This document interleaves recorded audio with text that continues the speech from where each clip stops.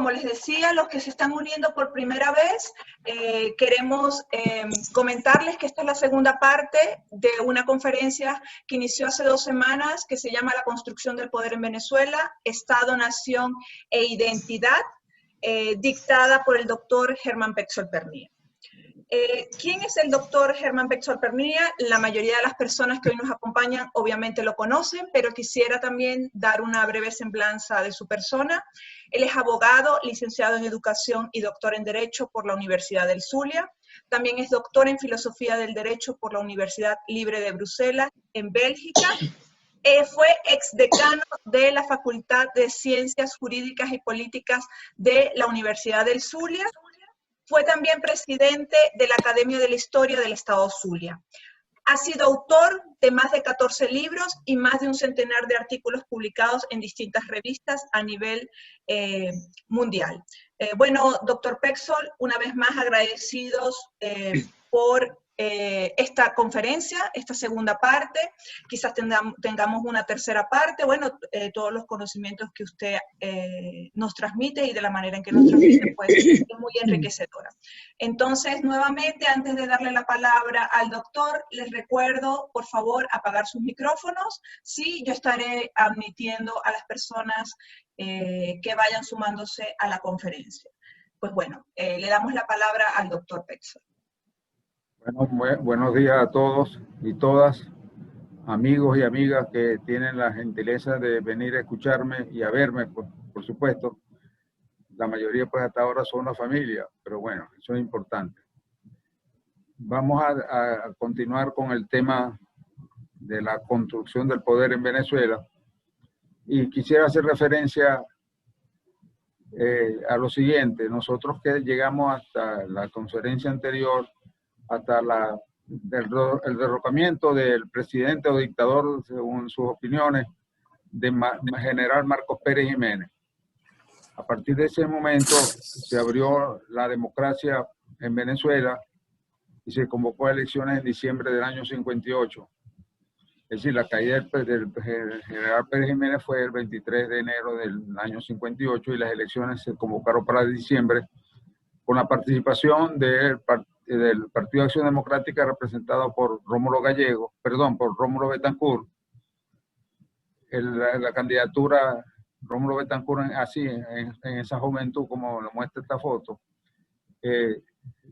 Otro candidato fue el contraalmirante Wolfgang Larrazábal, que presidía la Junta de Gobierno establecida a la caída de Marcos Pérez Jiménez, pero que renunció a ese cargo.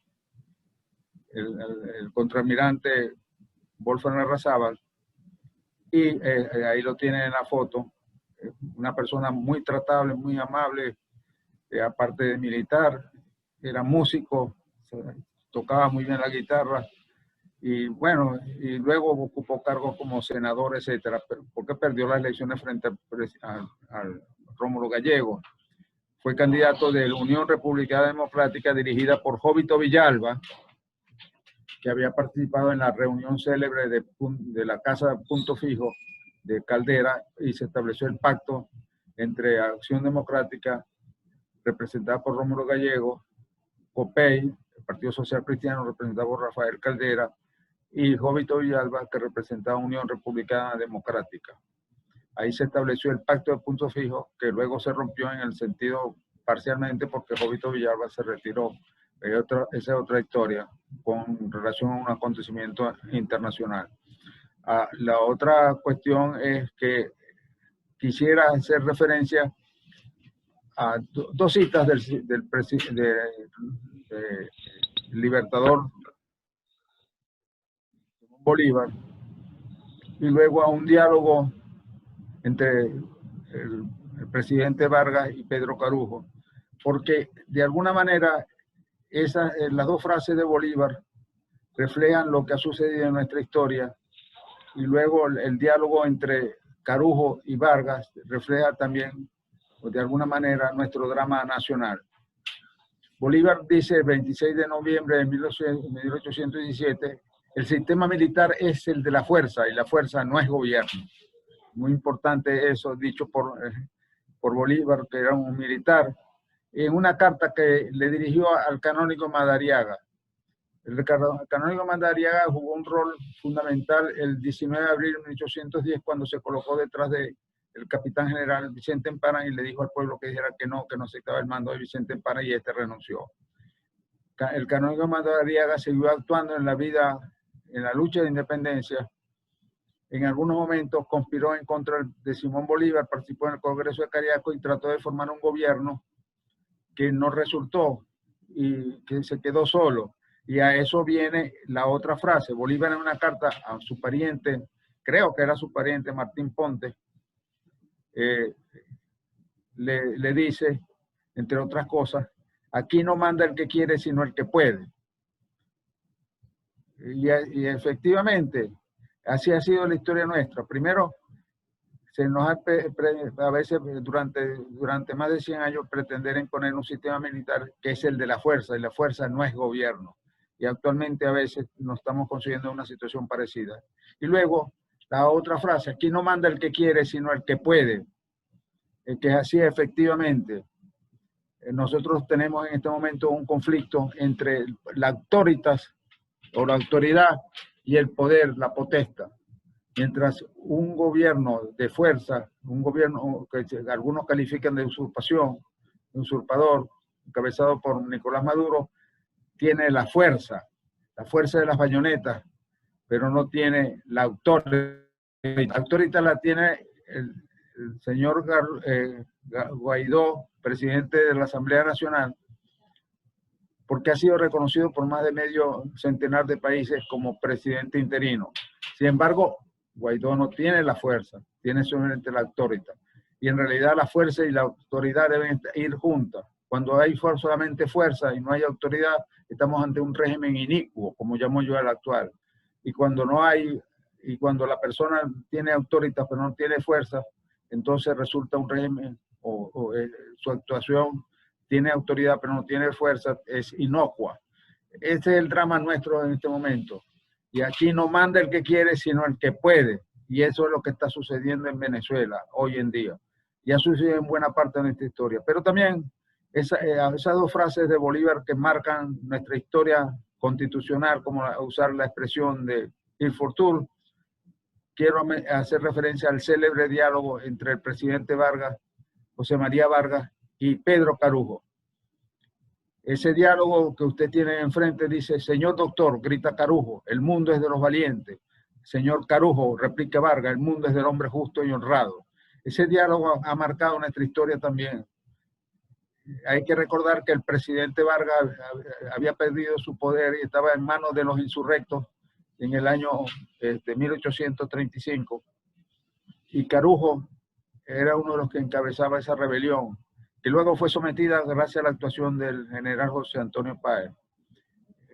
Ahora, debo mencionar lo siguiente: Carujo no era ningún santo, había ocupado cargos, etcétera, pero entre ellos había cometido un grave pecado o un grave delito. Había tratado de asesinar al Libertador el 25 de septiembre de 1828.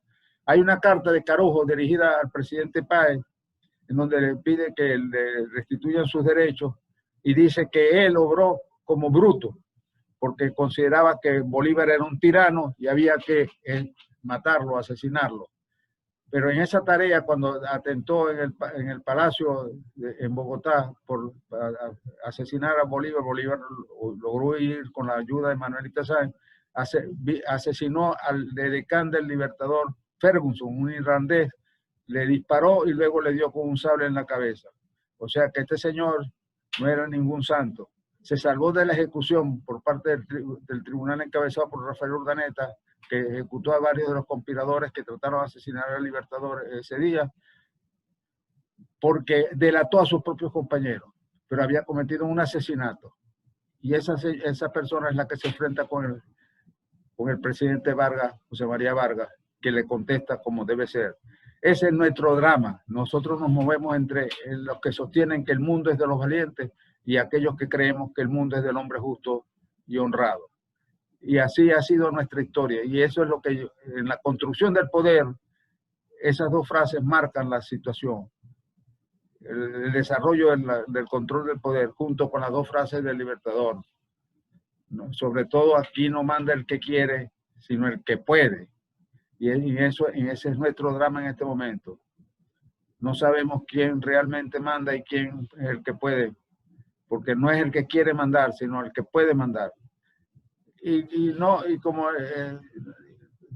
quiero hacer referencia a los regímenes democráticos que se establecieron, o los gobiernos democráticos que se establecieron después del 23 de enero del 58. Ya les dije que se convocaron elecciones, que ganó el presidente Rómulo Betancourt, y se estableció un gobierno de coalición en donde tenían representación en el Consejo de Ministros los miembros del Partido Acción Democrática, del Partido COPEI y del Partido Unión Republicana Democrática.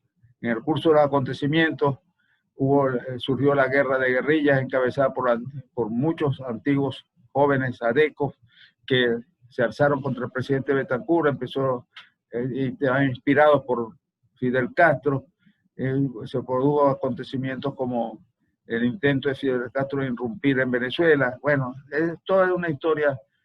Lo importante es que Rómulo Betancourt sostuvo y mantuvo el régimen frente a todas las oposiciones y nos llevó a una nueva elección en donde ganó Raúl Leoni. Raúl Leoni era originario de Upata, de Guayana, de origen francés. Raúl Leoni buscó la conciliación nacional y de alguna manera la fue logrando. Su esposa se distinguió por sus actividades humanitarias. Fue lo que se llama un buen hombre en el sentido pleno de la palabra. A Raúl lo va a sustituir Rafael Caldera. Rafael Caldera, que había sido ya varias veces candidato presidencial sin tener éxito, por fin logra la presidencia ganándole a Gonzalo Barrios, candidato de Acción Democrática, por menos de 30.000 votos. Pero Rómulo Betancourt se empeñó en que había que reconocer la victoria de Rafael Caldera. Rafael Caldera asume el gobierno e inicia una política internacional distinta a la de Rómulo Gallegos, dirigida por su canciller Arístides Galvani, un distinguido abogado y profesor universitario que yo tuve el gusto de conocer y de tratar, y que muchos años después de haber dejado el cargo de ministro de Relaciones Exteriores, luchó por restablecer la paz y la conciliación en Centroamérica, y en un viaje aéreo el avión se estrelló y murió junto con su esposa. Creo que se llamaba Adela, su esposa. Es un mártir de la democracia y Centroamérica le debe mucho a Arístides Galvani. Luego, después de Rafael Caldera, viene el gobierno del presidente Carlos Andrés Pérez. Carlos Andrés Pérez tuvo un gobierno que afortunadamente tuvo muchos recursos y lo supo utilizar en el sentido de que realizó dos actos fundamentales. Primero, la nacionalización petrolera. Con el dinero pagó a las compañías petroleras las instalaciones y las estructuras de la industria petrolera, porque al fin y al cabo el petróleo siempre ha sido del Estado, aplicando la doctrina española, y en ese caso nacionalizó, digamos, las instalaciones y se creó PDVSA. Se iba a llamar Petróleos Venezuela, pero alguien había registrado el nombre y entonces quería que le pagaran por eso, y entonces se puso Petróleos PDVSA abreviado, o sea, Petróleos de Venezuela, PDVSA. Sociedad Anónima. Agrupó a todas las antiguas filiales de las grandes compañías petroleras del mundo, la Shell, la Creole, etc. Y el otro acto importante fue la creación del programa de becas Gran Mariscal de Ayacucho. En ese programa, cientos de venezolanos fueron al exterior a hacer cursos a estudiar pregrado y posgrado y regresaron bien preparados. Algunos se quedaron en esos países. Y lamentablemente siempre hubo un grupo que no estudió y que disfrutó la Dolce Vita con los recursos del Estado. Esos dos aspectos merecen ser recordados siempre en la actividad del presidente Carlos Andrés Pérez. La nacionalización petrolera y el establecimiento del programa de becas Gran Mariscal de Ayacucho, que permitió que jóvenes de bajos ingresos pudieran estudiar en el exterior. Luego del gobierno de Carlos Andrés Pérez sigue el gobierno de Luis Herrera Campín.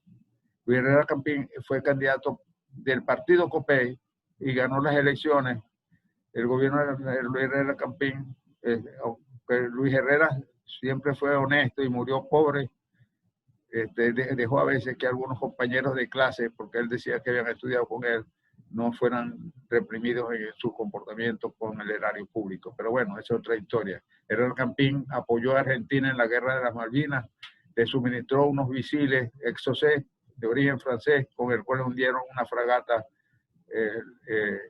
del Imperio Británico. A Luis Herrera Campín lo sucede el presidente Jaime Lucinchi, del cual realmente no tenemos que recordar mucho. Sabe que lamentablemente su amante Blanquibáñez participara en el ejercicio del poder, cosa que no permitió, por ejemplo, Carlos Andrés Pérez, que también tuvo su amante al lado de la esposa. Pero bueno, Jaime Lucinchi fue sustituido posteriormente en las elecciones por Carlos Andrés Pérez, que volvió al poder. El segundo gobierno de Carlos Andrés Pérez se distingue del primero, mientras en el primer gobierno hubo abundantes recursos y que en algunos aspectos se despilfarraron. En el segundo gobierno, Carlos Andrés Pérez trató de poner un gobierno más austero, medidas económicas que fueron criticadas, pretendió subir el precio de la gasolina en unos céntimos. Todo eso provocó alzamientos, ocurrieron los acontecimientos del año 89, graves acontecimientos, y luego más tarde el intento de golpe de Estado de un teniente coronel, oscuro teniente coronel, Hugo Chávez, que pretendió derrocarlo, fracasó en eso, y luego la oligarquía caraqueña, como no le beneficiaba al gobierno de Carlos Andrés Pérez y creía que podía gobernar, le hicieron un juicio al presidente Carlos Andrés Pérez y lo destituyeron de su cargo, con lo cual se abrió una situación complicada y se nombró presidente provisional al escritor y historiador Ramón J. Velázquez. Ramón J. Velázquez condujo el país a las elecciones que fueron ganadas por el expresidente Rafael Caldera. Rafael Caldera asume su segundo gobierno, que lamentablemente no fue tan exitoso como el primer gobierno,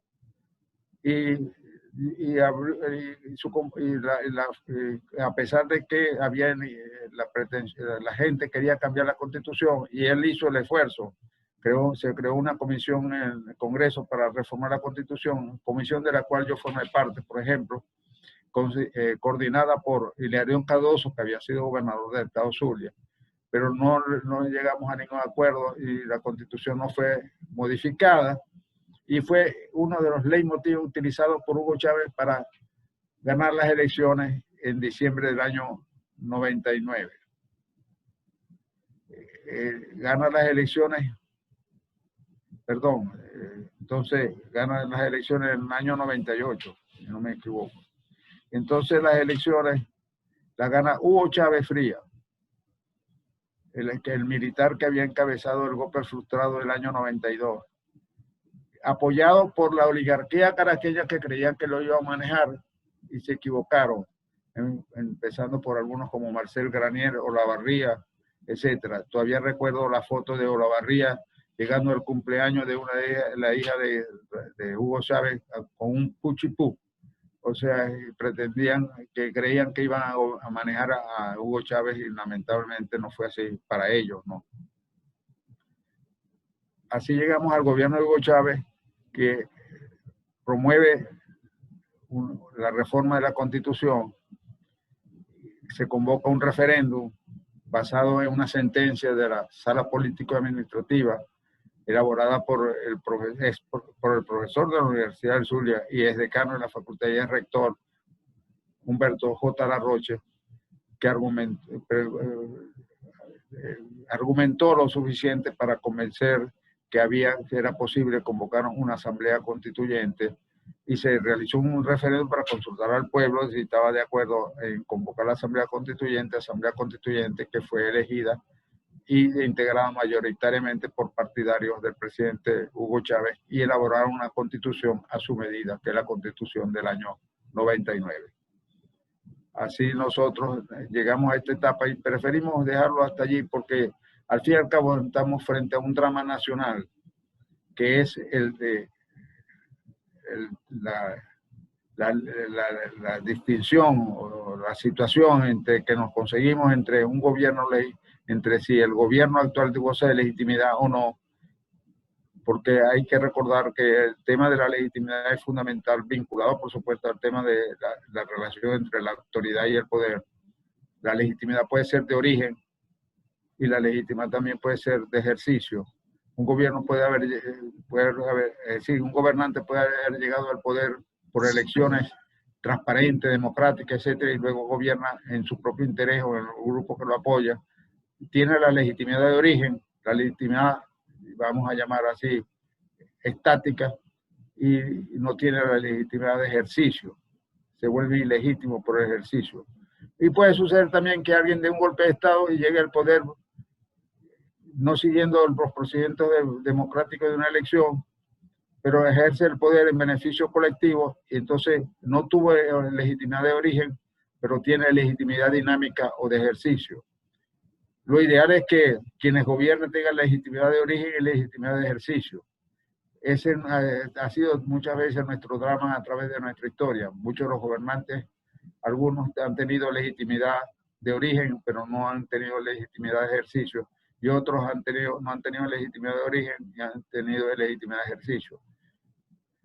Ese es nuestro tema. Y yo quisiera, quizás hoy, al contrario de lo que hicimos la vez pasada, como que me ha dado más tiempo, pero esta exposición sobre la construcción del poder en Venezuela es una exposición que se mantiene en constante dinamismo, porque el poder es construido constantemente en nuestro país, pero siempre signado por la frase de Bolívar: aquí no manda el que quiere, sino el que puede, y el tema del diálogo entre Pedro Carujo y José María Vargas: el mundo es de los valientes o el mundo es del hombre justo y honrado. Nosotros debemos buscar que en Venezuela haya un gobierno que quienes lo integran puedan llamarse justos y honrados. Con eso yo creo que me gustaría empezar a escucharlos, porque y si usted quiere hacer referencia a algunas de las cosas de los temas que hablamos la vez pasada, aquí hay que señalar la lucha en Venezuela ha sido siempre entre vivir en un Estado de Derecho o no derecho. Y lamentablemente en este momento ni siquiera podemos decir que no estamos en un Estado de Derecho, sino estamos en un Estado de no derecho, de no juridicidad. Es decir, la Constitución es un texto que no habla con nadie, para usar una palabra de Bolívar referida a la Constitución de Cúcuta de 1821. Y se ha convertido para algunos en el librito amarillo de que hablaba el dictador y presidente y el caudillo José Tadeo Monaga, que decía que la Constitución es un librito amarillo que sirve para todo. Aquí últimamente la Constitución no es un librito amarillo, sino un librito azul o de otros colores, pero lo lamentable es que la Constitución no tiene absolutamente ninguna vigencia. Marchamos en un estado de no juridicidad, un ámbito vacío de juridicidad, pero eso sería otro tema a discutir en este momento. Yo diría que me preferiría que las personas que han tenido la amabilidad de estar presentes hicieran preguntas, o cualquier tipo de pregunta, o expresaran su oposición a lo que yo he dicho, porque todo eso que yo he dicho es muy discutible. Expresa solamente mi punto de vista al examinar la historia. Yo veo la historia como en el sentido en que se aparece en el sarcófago de Tutankamón, el faraón niño. He visto el ayer, conozco el mañana. Es decir, he visto el ayer y conozco el mañana en el sentido de que las perspectivas de nuestro país están sujetas a que nosotros de verdad estemos dispuestos a cambiar el régimen inicuo que nos rige. En este momento yo considero que las personas que pierden su tiempo o ganan su tiempo, porque algunos hasta hacen negocio con eso, que están 48 horas en cola para poner combustible a sus vehículos, podrían parar esos vehículos no frente a mi casa como lo están haciendo en este momento, sino frente a la casa del gobernador, ¿no? Pero bueno, ese es otro tema, a menos que estén pensando que yo sea el próximo gobernador, pero cosa que no tengo interés en absoluto. Bueno, muchas gracias a todos ustedes y quisiera oír las opiniones de las personas que están presentes y que estoy viendo, algunos grandes amigos míos. Debo antes de terminar, manifestar mi condolencia a la familia del doctor Ricardo Salón, porque fue mi amigo y lamento que haya fallecido. Que Dios le dé paz a su alma y brille para él la luz eterna. Al doctor Ricardo Salón Gil. Bueno. Muchísimas gracias, doctor Pexol. Realmente ha sido sumamente enriquecedor e interesante todo el planteamiento que ha hecho. El hecho de demostrar cómo se ha ido construyendo históricamente los eventos que se han dado entre estos personajes tan importantes y el hecho de valorar o no, o el de extraer, sí, lo valioso que han podido tener cada uno de los presidentes que han pasado por Venezuela. Sería muy interesante también, y aquí le dejo la invitación, el hacer una tercera parte, pero en términos de la deconstrucción del poder en el sentido de lo que está pasando hoy en día en Venezuela, que pues todos lo estamos sufriendo, pero desde el punto de vista político, y cómo toda esta construcción del poder ha llevado a que Chávez en su momento haya sido presidente y después ese pase que ocurrió entre Chávez y Maduro y todo lo que hay por detrás del gobierno de Maduro, que pocas veces se discute y quién es el que realmente pues está gobernando hoy en día a Venezuela. Creo que no sería solamente de interés sí para los venezolanos, sino de interés para el resto del mundo, y creo que sería muy enriquecedor. Ahí le dejo la invitación y creo que también parte de este espacio que abrimos de preguntas y comentarios, que tenemos todavía un tiempo generoso de preguntas y comentarios, alrededor de 15, 20 minutos.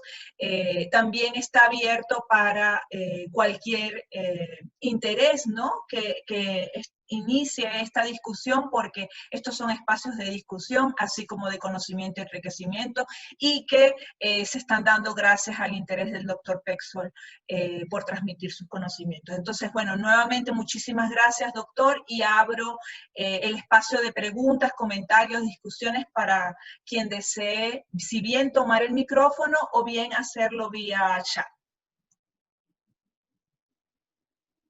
Yo tengo una pregunta. Buenas tardes. Perdón, buenos días. ¿Sí me escuchan? Perfecto, se escucha muy bien. Ok. Yo tengo una pregunta. ¿Qué perspectiva considera el doctor que existe hoy en día para salir de este laberinto en donde estamos ahorita nosotros los venezolanos, considerando que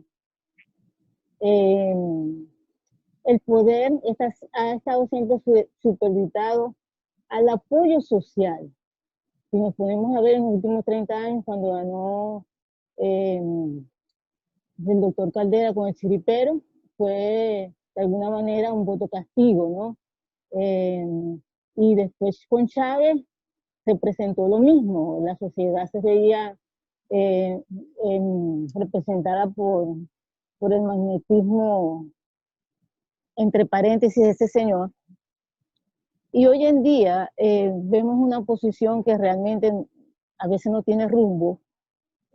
A mi criterio hay un chico que es Guaidó, que creo que ha dado todo lo que él puede, pero la sociedad en sí, algunos tienen miedo de salir a la calle y otros simplemente han perdido la fe. Entonces,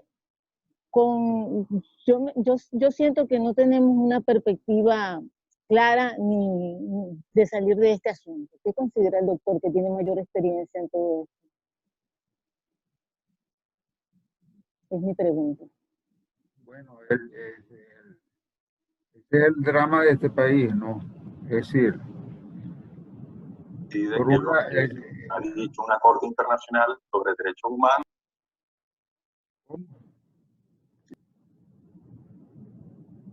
No, adelante, adelante. Era alguien que tenía el micrófono encendido. No, pero es que también hay una pregunta que... Sí, las voy a leer después de bueno, dar la respuesta. la pregunta tiene también relación con lo que estaba planteando anteriormente María Teresa. Bueno, la puedo decir para que todos escuchen. Jesús Morón pregunta, ¿no cree que conocer la historia nos enseña cómo debamos comportarnos en el futuro? Otra, ya bien usted dirá cuándo responderla. Otra, de parte de Lisette Romay, doctor Pexol. ¿Qué opina usted acerca de las dos asambleas que existen en Venezuela y las posibles elecciones en diciembre? Que eso viene sumado a una pregunta de Julio Castellano que dice, doctor Pexol, ¿cómo piensa usted que ha trabajado actualmente la Asamblea Nacional? Y luego tengo, bueno, otro comentario, voy a decirlo para que así ya tenga hasta ahora una serie de preguntas o comentarios de parte de María Antonieta Torres. Buenos días, agradecida por la disertación. Es conocido que más de 60 estados del mundo reconocen la legitimidad del presidente de la Asamblea Nacional, Juan Guaidó, como presidente interino. ¿Cómo será este escenario posterior al 5 de enero del 2021, bajo el escenario de que la sociedad civil no se ha organizado con acciones concretas y se limita a la crítica sin hacer propuestas y los partidos demócratas lucen desgastados por la visión de muchos que los critican? Bueno, sí. Si necesita que le vuelva a recordar las preguntas. No necesito, sino que las preguntas son todas pertinentes, pero yo no diría que necesito una bola de cristal para saber las respuestas o las soluciones. Están mucho más allá de mi competencia, pero las preguntas reflejan la preocupación de las personas por lo que sucede en nuestro país y la falta de acción en cierto sentido. Es decir, por un lado, nosotros tenemos una Asamblea Nacional legítima, de origen y de ejercicio. Lo que pasa es que ha sido poco el ejercicio que he podido hacer porque con un Tribunal Supremo servil, integrado lamentablemente por algunos profesores en la Universidad del Zulia, le arrebataron sus atribuciones o le impiden el ejercicio de sus atribuciones. En ese sentido, y al fin y al cabo, una Asamblea Nacional no tiene la fuerza, no tiene las bayonetas, porque al fin, una de las cuestiones interesantes que planteaba Bolívar es que la fuerza militar o la fuerza no es gobierno, y eso es lo que está ocurriendo. Mientras la Asamblea Nacional tiene legitimidad y tiene autoridad, pero no la puede ejercer. Últimamente algunas medidas que se han tomado se basan en utilizar recursos que están en el exterior y eso es un poco discutible. Por otro lado, tenemos una Asamblea Nacional Constituyente espuria, porque fue elegida violando la Constitución y que pretende ejercer todos los poderes, pero que también está al servicio del poder del presidente y su compañero o secuaces. Y tenemos un Tribunal Supremo de Justicia que ha perdido toda legitimidad y donde nosotros nos conseguimos que se habla de un Tribunal de Justicia legítimo que está en el exterior, pero que tampoco tiene mucha legitimidad, y el usurpador, el Tribunal Supremo que tenemos en este momento. Y nosotros tenemos entonces que nos conseguimos con dos poderes legislativos, entre comillas, dos tribunales supremos, entre comillas. Hasta ahora también tenemos dos fiscales generales, una que lamentablemente la que sigue en el exterior reconocida como fiscal general no debía estar sino sometida a un juicio por los delitos que cometió. Y por otro lado tenemos un fiscal nombrado aquí en Venezuela. Y así nosotros estamos duplicando todo. Tenemos un presidente interino y un usurpador.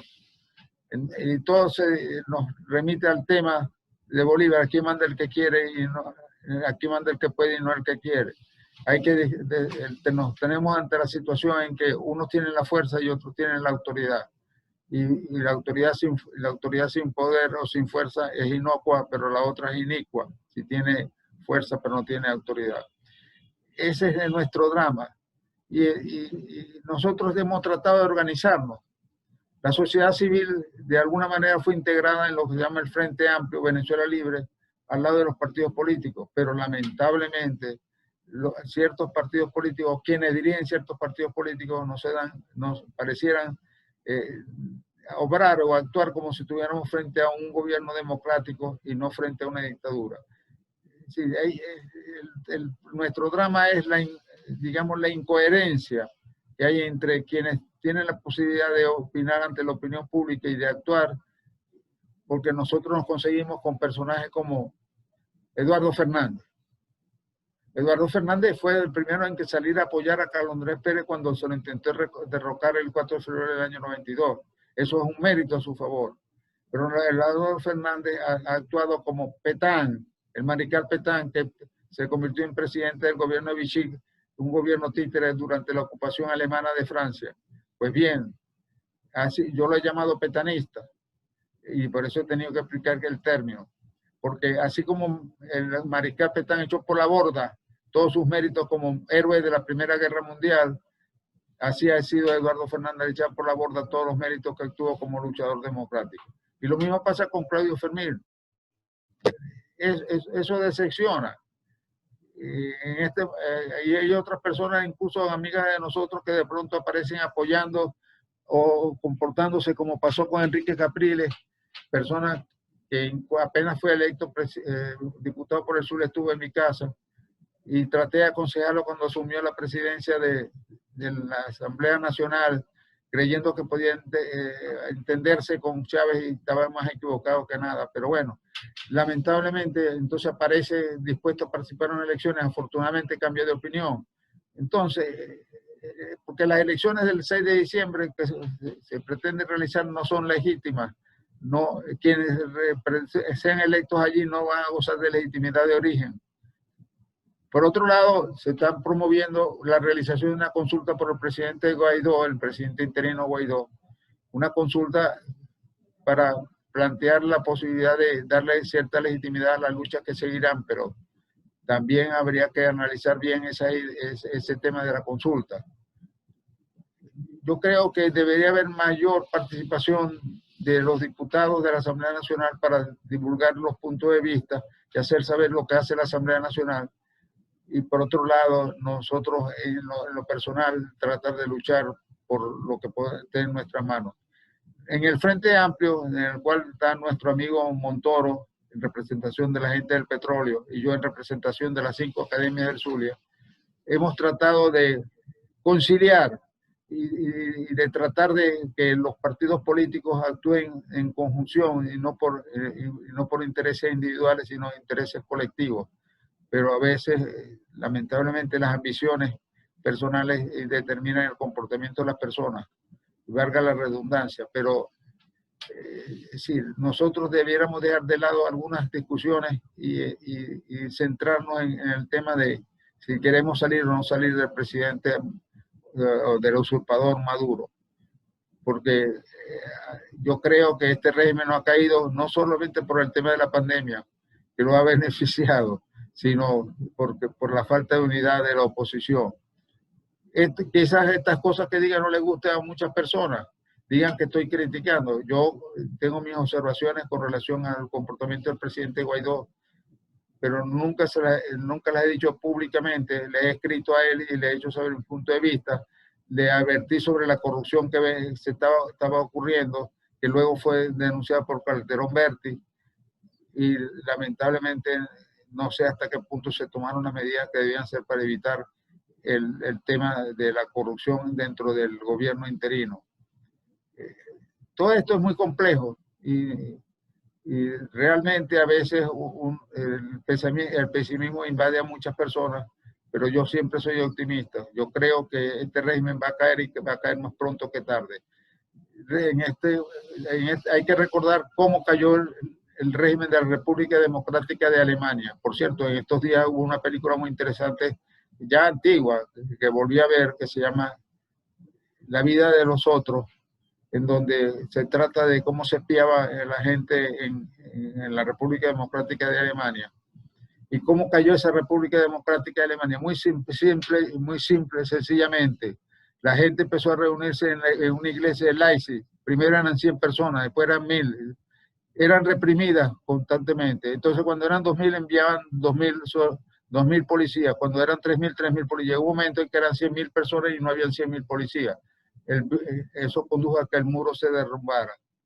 Y afortunadamente Honecker decidió irse a Chile, renunciar e irse a Chile, y el régimen comunista cayó en Alemania sin tener que lamentar la muerte de ninguna persona. Nosotros debiéramos imitar en ese sentido, comenzar. Podemos ser 100, 200, 300, 400, hasta que seamos miles y no nos van a poder reprimir. Pero bueno. Doctor Bertol, perdón que le interrumpa. Perdona que me extendí demasiado y he entrado en temas que no, quizás no son, pero... No, está muy bien. El régimen comunista en la República Democrática de Alemania. No, está muy bien todo lo que ha señalado. De hecho, creo que ahondó y dio pie a este comentario que viene muy de la mano de lo que hablaba de María Teresa Martín Arrieta. En definitiva, si la sociedad civil no pierde el miedo y comienza a ejercer su papel de grupo de presión, es muy difícil que el presidente Guaidó pueda solo. Creo que lo leí como está escrito. Montoro, mi amigo Montoro no va a hablar.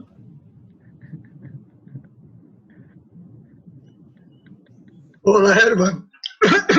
Buenos días y un saludo a todos. Saludos a todos.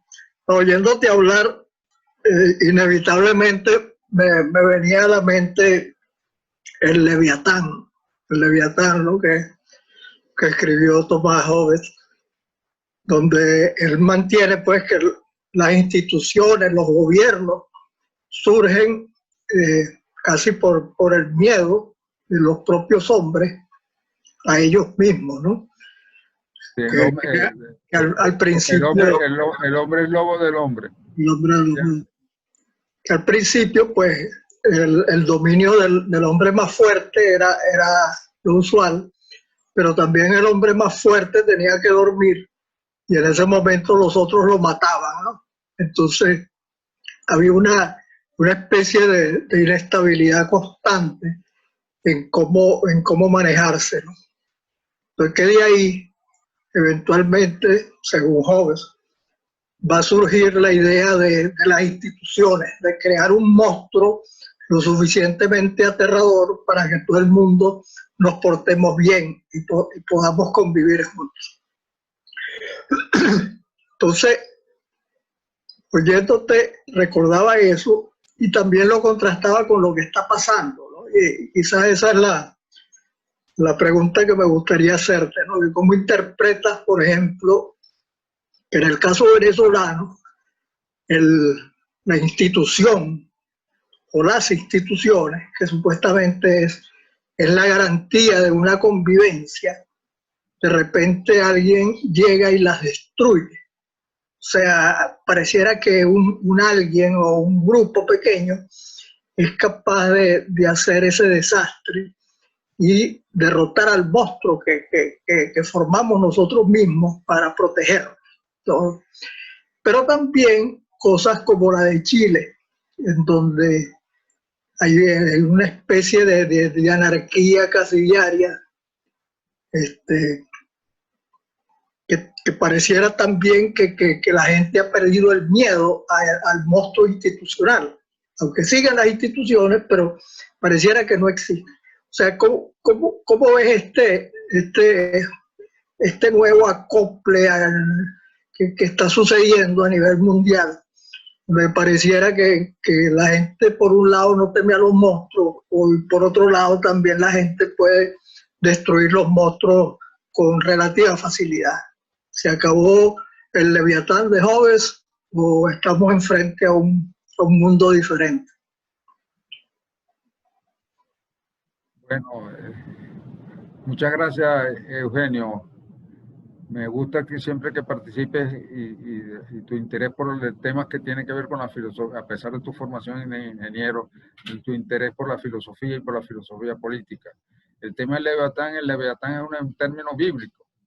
En realidad, Hobbes propone la creación del Estado, que no es más que el Leviatán, porque hay una guerra de todos contra todos y el hombre es lobo del hombre.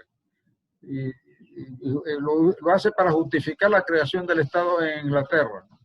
Ahora, la cuestión es que vivimos un tiempo muy interesante y como decían los chinos, más vale a veces que los tiempos no sean tan interesantes, pero vivimos tiempos interesantes y yo diría hasta somos afortunados por la edad que tenemos de ser testigos de lo que está ocurriendo. Cuando ya no a los bisnietos y tataranietos le tendremos que contar lo que ocurrió en esta época, en que una pandemia universal afectó el funcionamiento de todos los estados. Ahora nosotros nos conseguimos hoy en día que la pandemia renace, pero ya la gente no quiere estar encerrada, se siente prisionera y como que prefieren el riesgo de enfermarse del coronavirus a seguir prisioneros. Pero yo pensaba comenzar la conferencia de hoy poniéndome la mascarilla porque la única protección que hay contra el virus es la mascarilla, así sea la más rudimentaria posible. Eso de que nos contagiemos por otra forma no es verdad. Y los cubanos tienen una expresión para referirse a la mascarilla que me hace ver que una determinada cultura. Allá no le dicen mascarilla ni tapabocas, que no debe ser tapabocas, debe ser encubrir la nariz. Ellos hablan del nasobuco, dos expresiones latinas, naso de nariz y buco de boca, ¿no? Usted usa el nasobuco, no le dicen usted usa la mascarilla. Es decir, usted va a decir que me desvié, pero es que todo forma parte de un conjunto de situaciones. Nosotros, en este momento, la pandemia afecta y beneficia hasta gobiernos autoritarios como el de Hungría, por ejemplo, y el nuestro. Estamos en una situación muy, muy curiosa e interesante porque los estados, ese Leviatán, las personas, como tú dices, han empezado a dudar de su existencia. Y en Venezuela, independientemente de lo que ocurre en otros estados, nosotros podemos decir que aquí el Estado ha desaparecido. Estamos en una situación de nula juridicidad. Hay un grupo de personas que han sido acusadas de todos los delitos de corrupción, que se apoderaron de las instituciones, o si se quiere, por mediante la fuerza de la dirección de un Estado. Y habría que discutir hasta qué punto el Estado venezolano existe o no existe. Recuerden lo que yo les decía la otra vez. Un Estado está compuesto de territorios. Nuestro territorio ha sido ocupado en parte en las fronteras por la guerrilla, por los narcotraficantes. ¿Hasta qué punto entonces el ejercicio del poder por parte del Estado alcanza el territorio? Por otro lado está la población, pero resulta que hay millones de venezolanos que están en el exterior y otros que tratan de ir y entrar al país y no lo dejan entrar. Y por último, entonces, el tema del poder, que es lo que hemos estado discutiendo. Y algunos autores hablan de un cuarto elemento del Estado, que es el fin del Estado, que es el bien común. ¿Cumple el Estado venezolano el fin? No lo cumple. Lamentablemente, el bien común ha sido abandonado. Vivimos esta situación de la pandemia ha servido para demostrar que no somos solidarios. Lamentablemente hay millones de personas que mueren de hambre, mientras la dirigencia política discute que si participa o no participa en unas elecciones que todo el mundo no te condena. Es decir, me perdonan que a veces dude, pero yo siento que estamos en un estado de anomia en donde las normas jurídicas no rigen en absoluto no es que no haya Estado de Derecho o que haya antijuridicidad, es que no hay juridicidad. Estamos en un ámbito vacío de juridicidad. Cuando yo veo las colas frente a mi casa de los vehículos que pretenden colocar combustible y esperan 48 horas, para poder colocar el combustible, algunos pensando luego vender ese combustible, me recuerdo el tema de la cola, porque se establece una regulación de alguna manera rudimentaria. Se establecen normas que no tienen nada que ver con el Estado en el manejo de esas colas. Y hay un estudio muy interesante de un jurista escrito hace más de 50 años sobre el tema de las colas, y decía que en las colas hay un derecho rudimentario, un protoderecho, y eso es lo que observo yo en las colas. En las colas surge una especie de regulación que no podemos llamar jurídica, ni siquiera un uso social, sino que de alguna manera un grupo se impone sobre otro. Surge un pequeño leviatán, pues, vamos a llamarlo así, y alguien asume el control. Por ejemplo, los números los está colocando no un militar, no un policía, no un funcionario, lo está colocando alguien que se apoderó del control de eso y pone los números a las personas que hacen las colas para colocar combustible o equipar, como decía mi antiguo chofer amigo, ya fallecido, equipar el vehículo. Esa numeración la coloca esa persona, que no sé quién lo ha puesto allí, pero surgió y es respetado por los demás. O sea, goza de autoridad y de poder, cosas que no tienen otros. Es decir, habría que analizar el tema de cómo están funcionando las colas, porque hay una regulación, y no me atrevo a decir jurídica, sino una regulación social que establece reglas que permiten que funcione la cola, por ejemplo. Bueno, muchísimas gracias.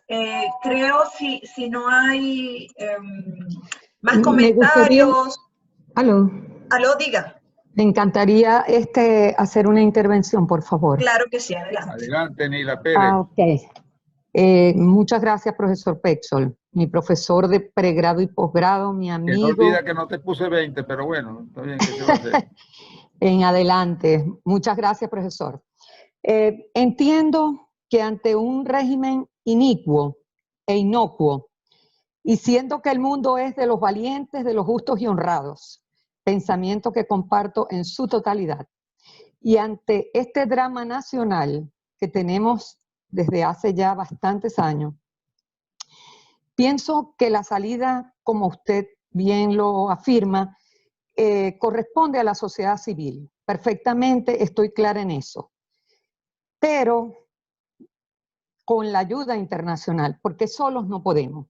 Esto no es un gobierno normal, no es verdaderamente un gobierno delincuencial, y tenemos muchísimos grupos delictivos nacionales e internacionales radicados en Venezuela. Por lo cual considero que solo no podemos. Sin la ayuda internacional es difícil que la sociedad civil lo logre. No confío totalmente en la actuación de nuestros diputados de la Asamblea, porque no les acompaña ni la valentía, ni la justicia, ni la honradez. Y esa es mi manera de pensar, y por eso pienso que estamos varados y no avanzamos. Yo comparto la idea de que el pueblo verdaderamente ha tomado conciencia de cómo estamos y en qué estamos. Considero que la consulta popular no tiene sentido a estas alturas porque ni siquiera se saben las preguntas, y la consulta popular es un instrumento constitucional que nos sirve y es de mucho valor, pero cuando tenemos un problema que verdaderamente amerite la consulta, pero primero debe surgir es decir, la interrogante para hacer la pregunta, y después decir el instrumento es la consulta. Aquí el instrumento es la consulta y todavía no se sabe cuál es la pregunta. Entonces, por lo cual no están ni siquiera claros en lo que quieren. y no podemos seguir nosotros supeditados de una manera ilimitada, apostando a lo que decida estos diputados de la Asamblea, que hoy dicen una cosa, mañana otra, inventan una elección, inventan una consulta, es decir, nos han llevado por caminos que no son transitables, que no nos llevan a ningún éxito hacia la libertad de Venezuela, que es lo que todos los venezolanos deseamos. Todos tenemos, y yo considero que en eso estamos claros todos los venezolanos, que la salida es la libertad, pero la libertad basada en bases éticas, en bases morales, como usted mismo lo ha afirmado en muchas de sus ponencias, y que de eso adolecen muchísimos de nuestros diputados. No voy a hacer alusión a casos específicos, porque yo creo que muchos los conocemos, y aunque hemos solicitado respuestas, nunca nos han satisfecho en esas respuestas. Piensan a lo mejor, no sé, que no nos damos cuenta, y yo creo que ha habido tanto un uso y un abuso del venezolano. Nosotros como pueblo, como país, como sociedad civil, creo que hemos respondido totalmente ante este drama nacional. Nos han utilizado para salir a la calle y hemos salido bárbaramente como ríos de personas en busca de nuestra libertad.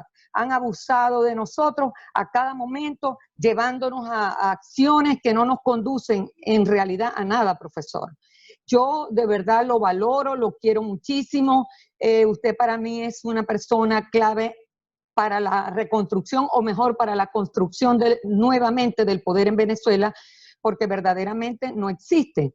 Es decir, no existe autoridad, no existe no existe ni la autoridad, ni existe el poder. Entonces, la fuerza. Entonces, ante eso, profesor, verdaderamente yo me siento muy preocupada. Me llamó mucho la atención esta conferencia que se refiere a la construcción del poder en Venezuela.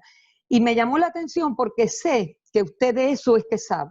Y lo vamos a necesitar en la nueva Venezuela que debemos de construir todos los venezolanos. Porque usted es de los mejores ciudadanos venezolanos y maracucho, aunque tenga esos apellidos, contamos con usted.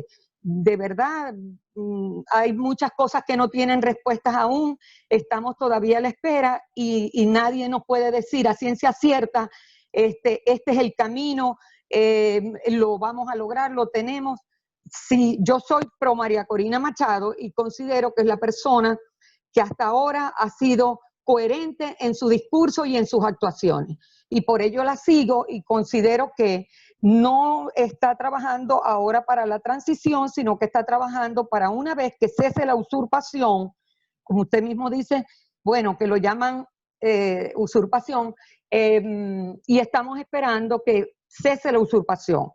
Que hubiese sido muy rápido con el señor Guaidó, porque lo seguí en un principio totalmente, yo coloqué todas mis esperanzas en él, y fui 4 o 5 veces a marchas sin propósito, a marchas sin sentido, donde llegábamos y esperábamos qué va a pasar, y resulta que nos mandaban a la casa de nuevo, con un dolor en nuestro corazón, con un dolor en nuestra alma, de ver que tanto esfuerzo, ¿para qué? Es decir, ¿qué sentido tiene una marcha sin propósito?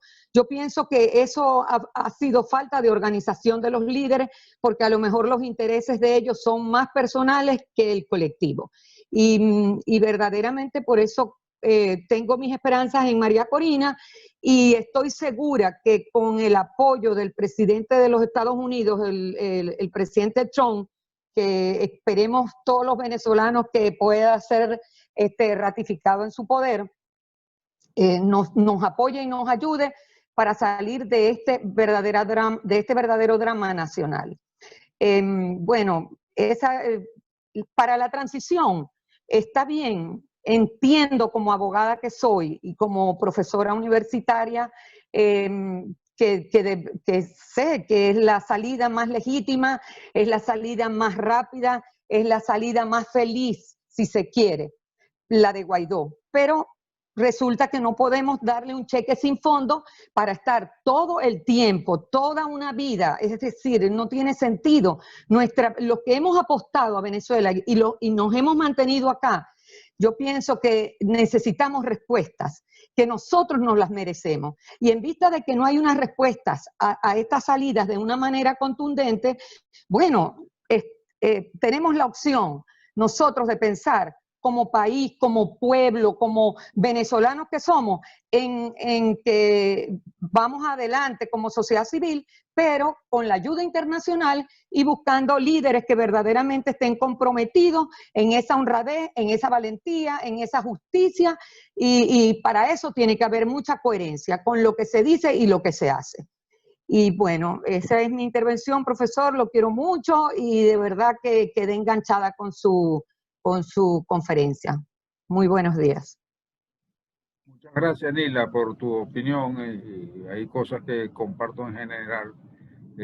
María Corina, sí, por lo menos debo reconocer, ha sido siempre coherente en su punto de vista, aunque a veces no compartamos algunos puntos de vista de ella. Pero la cuestión es, yo voy a señalar una cosa, ¿no? Hay una especie de narración que dice que los ratones se reunieron y decidieron que no podían seguir con la dictadura del gato y que había que establecer un mecanismo por el cual saber cuando el gato viene, ¿no? a atacarlos, y que la solución era colocarle un cascabel al gato. El asunto fue que no hubo ningún voluntario para colocarle el cascabel al gato. Y en eso estamos nosotros. Hay métodos de lucha que todavía no hemos utilizado nosotros y que públicamente no podemos decir. Pero el asunto es colocarle el cascabel al gato. El gato es la tiranía y saber cómo derrocar esa tiranía. La situación es difícil en este país porque, como tú bien dices, se hicieron manifestaciones, etcétera, y la gente se regresó a sus casas. Las veces que yo he visto lo que pasó en Belgrado, o lo que pasó en otros países, en que la gente salió a la calle, es que la gente no regresó a sus casas, sino que se quedó en la calle. Si en vez de hacer la cola para colocar combustible, le hiciéramos frente a la casa del gobernador o frente a el Palacio de los Cóndores, etcétera. Pero bueno, alguien me dirá, bueno, pero yo he dicho que yo estoy dispuesto a ir adelante, porque al fin y al cabo lo importante es si seamos coherentes en nuestra lucha. Hay una anécdota personal, es que primero yo nací el 18 de noviembre en el Hospital Chiquinquirá, y el partero fue nada menos que Belloso Chacín, el padre el que lleva el nombre de la universidad, Rafael Belloso Chacín. Y la otra cuestión es que entre mis antepasados está Cipriano Castro, porque la madre de Cipriano Castro era de apellido Pernía. Así que el problema a veces es los genes que lo determinan a uno. Mi abuelo Emiliano y mi abuelo Germán, pues, si usted ve la foto, pues se ven que era un poco autoritario, y ese es el defecto que algunos me atribuyen y otros lo ven como un mérito. Pero bueno, lo que se hereda no se hurta. Y estamos condenados por los genes. El otro día vi un programa sobre los genes y cómo nos determina la personalidad de los seres humanos. Pero usted dirá, me desvío y vuelvo, porque todo está relacionado, todo en la vida está relacionado. Y lo que, cuando el tema es lo de la narración, vamos a colocar el cascabel al gato, pero ¿quién es el voluntario, no? Sí, ese es el tema. ¿Cuáles son los métodos de lucha? Se agotaron los métodos de las manifestaciones, se agotaron el tema de la consulta. ¿En qué sentido va a ser esa consulta? ¿Cuáles son las consecuencias de la consulta? Es decir, hay muchos métodos de lucha y otros que ni siquiera se pueden mencionar porque nos acusarían de conspiración. Este es otro tema. Fíjense lo siguiente. Estamos en una dictadura, estamos en una tiranía, estamos en un gobierno usurpador, un gobierno que tiene la fuerza y no tiene la autoridad. Sin embargo, estamos haciendo este programa. y no estoy seguro si vendrá el SEBIN a buscarme. Si yo siento que el SEBIN me están grabando, yo los saludo, porque al fin. Y cuando hemos hecho manifestaciones, yo he conversado con los oficiales militares y las manifestaciones se han hecho correctamente. O sea, siempre hay posibilidades de diálogo. La cuestión es establecer los parámetros previos a un diálogo y cuál es la finalidad del diálogo. Yo creo que en este momento nosotros la salida tienen que ser elecciones, pero no las elecciones que están promoviendo. Y un diálogo previo, pero quienes van a negociar tienen que tener autoritas, tienen que ser respetados, tienen que ser personas que sepan negociar y saber los objetivos. Aquí no puede haber ninguna negociación de ningún tipo si no se ponen en libertad los presos políticos. Eso es lo primero que hay que decir. No se puede ir a negociaciones con un régimen inicuo con presos políticos. En estos días liberaron a algunos como un favor que les hicieron, que presentaron como la conquista de alguien. Eso no es así. Entonces, la situación es compleja y todos estamos metidos en la misma pecera, en el mismo, o sea que lo que estoy diciendo todos lo experimentamos diariamente. No sé si habrá respondido correctamente Anila, pero en todo caso, mi tesis es que ¿quién le va a colocar el cascabel al gato? Yo me ofrezco de voluntario. El problema es conseguir el cascabel, ¿verdad? Bueno, primero que nada, para ir cerrando, primero que nada quisiera agradecer la presencia de todos ustedes, sus comentarios, sus preguntas, sus aportaciones. Creo que esta conferencia ha dado pie y todos los que hemos estado aquí pues tenemos interés también en ver una nueva Venezuela, ¿sí? Agradecerle enormemente al profesor Pexol su disertación, su conferencia, muy enriquecedora en todo sentido, desde el punto de vista del conocimiento como también discursiva, ¿sí? Muchísimas gracias. Quisiéramos ahorita en este momento pasarles una encuesta muy breve para que ustedes, por favor,